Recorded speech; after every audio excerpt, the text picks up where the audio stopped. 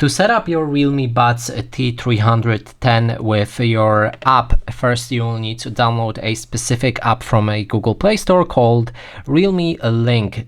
And we can open a Google Play Store, then in the search look for Realme Link. It should look like this. You can download it, then open the app. You also need to create an account on your device to actually connect them with your phone, and when you have that account you should see a home panel like that. Now we can select pair new device and move to our earbuds.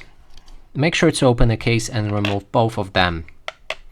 Then in the audio we need to find Realme Buds T300, or it will scan for them in the nearby devices. If it doesn't find it, then you need to select them manually.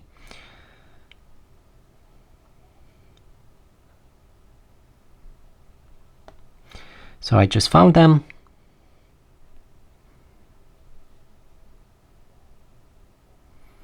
Location permission is needed, so let's actually give it as well.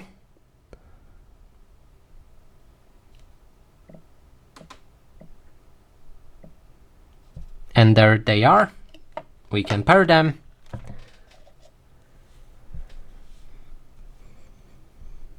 And now they are successfully connected with the app.